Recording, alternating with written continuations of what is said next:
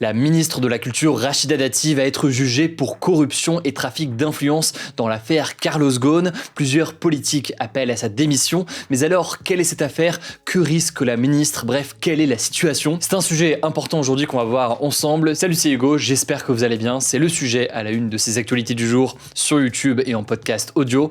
Et évidemment, ensuite, on fera un point sur le reste de l'actualité. Bon, déjà, qu'est-ce que c'est que cette affaire Carlos Ghosn? Carlos Ghosn, c'est donc l'ancien PDG du groupe Renault-Nissan. Il est au cœur de plusieurs affaires judiciaires depuis sa fuite spectaculaire du Japon vers le Liban en 2019, alors qu'il était à l'époque poursuivi pour avoir notamment dissimulé une partie de ses revenus aux autorités boursières et pour avoir utilisé des fonds de l'entreprise à des fins personnel. À l'époque, un audit indépendant est lancé pour tenter d'examiner les paiements effectués par le passé au sein de l'entreprise. Et c'est à ce moment-là qu'une actionnaire minoritaire de Renault décide de porter plainte, notamment contre Carlos Ghosn et Rachida Dati, car elle s'interroge en fait sur l'usage de certains fonds de Renault dans certains contrats, dont un contrat, vous l'aurez compris, qui a été passé entre Renault et l'actuel ministre de la Culture, Rachida Dati. Alors c'est pas quelque chose de forcément nouveau, puisqu'une enquête est alors ouverte en 2019 par le parquet national financier pour abus de biens sociaux et corruption. Je vous passe les détails, mais Rachida Dati est d'abord placée sous le statut de témoin assisté et un peu plus tard, en 2021, elle est mise en examen après plus de 9 heures d'audition. Et attention, pour bien rappeler tout ça, quand on est mise en examen à ce moment-là,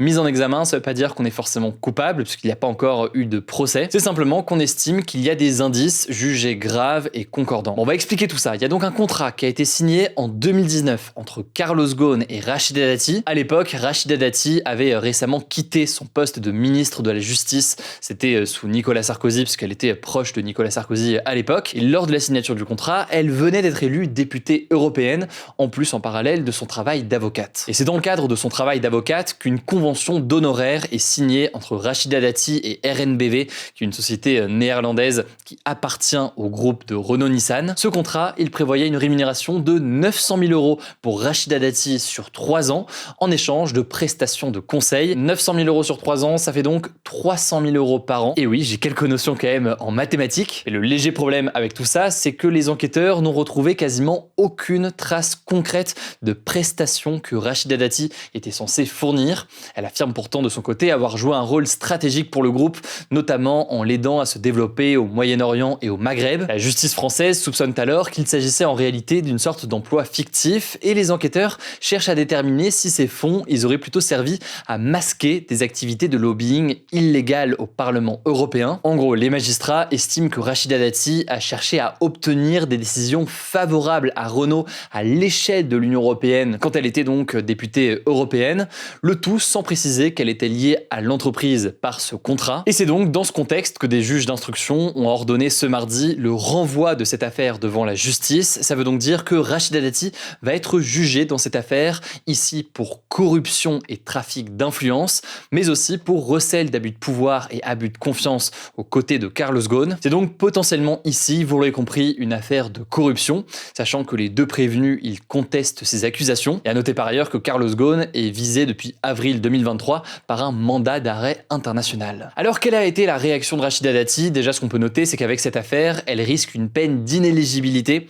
et ce, alors qu'elle est notamment candidate pour la mairie de Paris, dont l'élection se tiendra l'an prochain pour toutes les villes en France. Et donc, suite à sa mise en cause ce mardi, Rachida Dati a accordé une interview à LCI, une interview dans laquelle elle a estimé que, je cite, toute la procédure a été émaillée d'incidents selon elle. Par ailleurs, Rachida Dati et ses avocats soutiennent le fait que les faits qui lui sont reprochés, selon elle, sont prescrits. La prescription, qu'est-ce que c'est? C'est ce qui fait que, passé un certain temps, il ne peut plus y avoir de poursuite ou de procès pour des faits en question. Bon, là, je rentre pas dans le détail, mais en gros, selon ses avocats, beaucoup de gens savaient déjà à l'époque qu'elle était rémunérée par Renault-Nissan alors qu'elle siégeait au Parlement européen.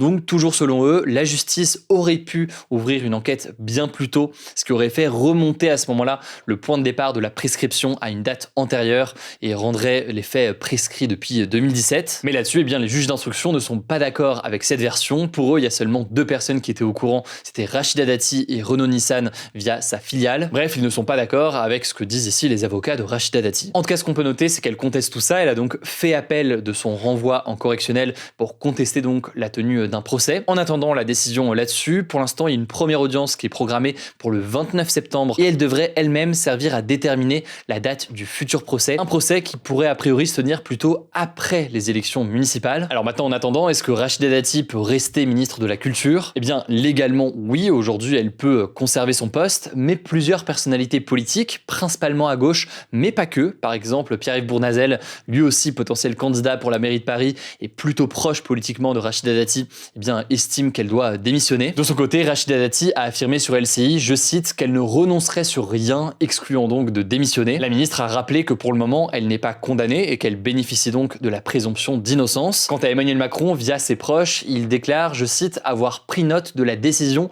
du renvoi de Rachida Dati devant le tribunal correctionnel, ajoutant, je cite, qu'un renvoi n'étant pas une condamnation, elle poursuit son travail au gouvernement. C'est en l'occurrence une déclaration qui n'est pas forcément nouvelle du côté du président de la République, mais tout de même, c'est une déclaration qui reste diamétralement à l'opposé de ses déclarations, par exemple, lors de la campagne présidentielle de 2017.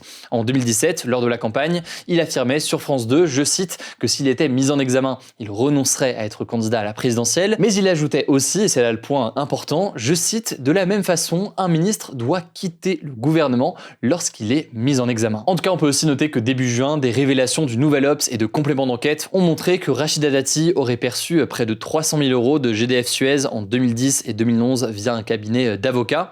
Des versements là aussi qui posent question puisque Rachida Dati avait affirmé au juge n'avoir jamais eu GDF Suez comme client. En parallèle, une autre polémique concerne plusieurs bijoux de luxe que posséderait Rachida Dati et qu'elle n'aurait pas indiqué dans ses déclarations de patrimoine. On peut enfin noter qu'elle est visée depuis 2023 par une information judiciaire concernant une affaire liée au Qatar. Je vous mets évidemment des liens pour tout ça en description. Je rappelle au passage que cet été, et en fait depuis plusieurs mois maintenant, on a aussi un format gratuit en newsletter, donc pour recevoir facilement par email l'essentiel de l'actualité, mais pas que, puisque dans cette newsletter, j'ajoute aussi régulièrement des recommandations culturelles personnelles, les recommandations culturelles aussi de l'équipe, et à chaque fois des liens pour creuser tout un tas de sujets. C'est gratuit, donc vous pouvez vraiment vous désabonner à tout moment. Je vous mets le lien directement en description. N'hésitez pas à vous abonner pour tester tout ça. On vous tiendra au courant évidemment sur tout ça autour de Rachida Dati. Je vous laisse avec Morgane pour les actualités en bref et je reviens juste après. Merci Hugo et bonjour à tous. On commence avec un point sur la situation à Gaza. Une famine de masse se propage actuellement dans l'enclave palestinienne selon un communiqué de plus d'une centaine d'ONG telles que Médecins sans frontières ou Amnesty International. Dans leur communiqué, les associations expliquent que leurs collègues et les personnes qu'elles aident, je cite, dépérissent, mais aussi que les travailleurs humanitaires eux-mêmes font désormais la queue pour se nourrir. Pour rappel, Israël avait mis en place un blocus total de l'aide humanitaire en mars, levé partiellement fin mai. L'aide humanitaire passe maintenant en grande partie par la Fondation humanitaire de Gaza, ou le GHF, une organisation soutenue par les États-Unis et Israël, mais très critiquée par les ONG et l'ONU. L'ONU accuse l'armée israélienne d'avoir tué depuis fin mai plus de 1000 personnes, alors qu'elle cherchait à obtenir de l'aide humanitaire, en grande partie à proximité des centres de distribution du GHF. Dans leur communiqué, les ONG appellent à un cessez-le-feu, à la libre circulation de l'aide humanitaire et à l'ouverture de tous les points de passage terrestre vers Gaza. Mercredi, le Programme alimentaire mondial, une instance de l'ONU, a rappelé que l'utilisation de la famine comme arme de guerre contre les civils constitue un crime de guerre. En tout cas, suite à cette publication, le ministère français des Affaires étrangères a réagi, affirmant que le risque de famine à Gaza est le résultat du blocus israélien. De son côté, Israël affirme que la pénurie de nourriture est, je cite, provoquée par le Hamas. Israël accuse le Hamas d'empêcher les distributions et de piller l'aide. Deuxième actu, le président des États-Unis Donald Trump a annoncé ce mardi avoir conclu un accord énorme avec le Japon sur les droits de douane, qui seront de 15% sur les produits importés des deux côtés. Lorsqu'un pays impose des droits de douane, ce sont les importateurs qui les payent. À l'heure actuelle, le Japon paye 10% de droits de douane sur les produits importés aux États-Unis, mais certains produits sont soumis à de plus grosses taxes. Les voitures sont taxées à 25% et l'acier et l'aluminium à 50%. Au 1er août, les droits de douane sur les produits classiques japonais devaient passer à 25%, mais ils seront donc de 15%. Le Japon a également obtenu un abaissement à 15% des droits de douane sur les voitures, mais pas d'allègement sur l'acier et l'aluminium. À noter que des médias locaux avaient indiqué que le Premier ministre japonais Shigeru Ishiba prévoyait d'annoncer sa démission dans les prochains jours. Selon eux, il attendait la conclusion de l'accord commercial avec les États-Unis pour annoncer sa démission, alors que son parti a perdu la majorité au Parlement lors d'élections le week-end dernier. Mais Shigeru Ishiba a démenti ces informations ce mercredi. Il avait lui-même annoncé précédemment qu'il resterait en poste. Troisième actu, en Syrie, la commission d'enquête sur les violences survenues début mars a confirmé l'identité de 1426 personnes tuées lors de massacres ciblant la minorité religieuse alaouite, à laquelle appartenait l'ancien président Bachar Bachar al-Assad renversé en décembre. D'autres victimes n'ont pas encore pu être identifiées. La commission a dévoilé avoir identifié 298 suspects qui pourraient avoir participé à ces massacres, dont les noms ne seront pas rendus publics. Certains de ces suspects sont affiliés à des groupes militaires et auraient enfreint les codes militaires. En mars, des rebelles partisans du gouvernement de Bachar al-Assad, tombés quelques mois plus tôt, avaient attaqué des forces de sécurité du nouveau gouvernement, faisant plusieurs centaines de morts. Le gouvernement avait alors envoyé des troupes de renfort, dont certains membres ont participé à ces massacres. La commission d'enquête évoque de graves violations contre les civils, incluant des assassinats, des actes de torture, des pillages et des insultes à caractère religieux. Malgré tout, la commission dit n'avoir pas pu prouver que ces violations venaient d'ordre des dirigeants militaires et ne les ont donc pas mis en cause. Des ONG locales critiquent cette décision. Quatrième actu, la Cour internationale de justice, qui est la plus haute juridiction de l'ONU, a rendu ce mercredi un avis très attendu au sujet de la responsabilité juridique individuelle des États sur le changement climatique, particulièrement les pays riches et leur rôle face aux pays pauvres. Cette décision a été demandée en 2023 sur une démarche du Vanuatu, un petit État d'Océanie situé dans l'océan Pacifique, lui-même très exposé au risque du changement climatique. Il a d'ailleurs déclaré mi-2022 l'état d'urgence climatique sur ces terres. L'idée était de répondre à deux questions. Quelles sont les obligations des États à protéger le système climatique? Et à partir de là, quelles sont les conséquences juridiques pour ceux qui ont causé des dommages significatifs au système climatique à l'égard des autres États, insulaires en particulier, et des populations les plus vulnérables? Et donc la Cour a estimé que les États qui violaient leurs obligations climatiques commettaient un acte illicite, un acte susceptible de déclencher des réparations aux pays affectés sous certaines conditions et au cas par cas. Ces réparations pourraient être faites sous forme de restitution, de compensation et de satisfaction, selon le président de la Cour, Yuji Iwasawa. Bref, c'est un avis assez inédit et historique, et c'est le premier de ce genre à être rendu. Il pourra faire jurisprudence dans les litiges climatiques à l'échelle de chaque État. En gros, chaque tribunal pourra s'appuyer sur cet avis de la CIJ pour tenter de contraindre les gouvernements à être plus responsables. Bref, on en parlera plus en détail demain. Cinquième actu, le macronisme s'achèvera avec Emmanuel Macron,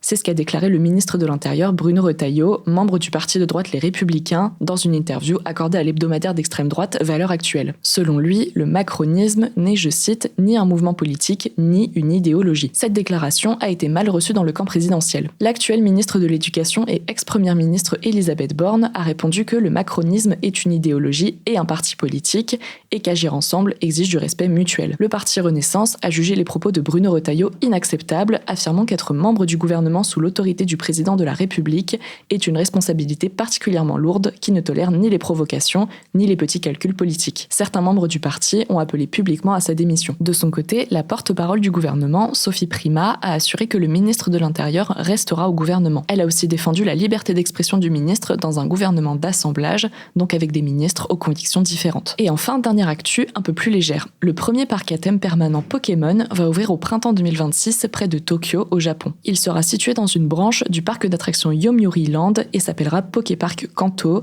d'après le nom de la région des premiers jeux Pokémon, rouge et bleu, sortis en 98 en France. Ce nouveau parc de 2,6 hectares sera composé de deux parties. Une forêt avec des reproductions de Pokémon et une zone urbaine avec des boutiques et des activités, notamment un centre Pokémon et une arène grandeur nature. Merci beaucoup Morgane pour ces actualités en bref. Alors je le disais, pour suivre notre newsletter gratuite et recevoir chaque jour l'actualité par email facilement, je vous mets le lien directement en description. Ça vous permet d'essayer et puis vous pouvez toujours vous désabonner si finalement ça ne vous parle pas. Prenez soin de vous, prenez soin de nos proches et puis on se dit à demain pour une nouvelle vidéo.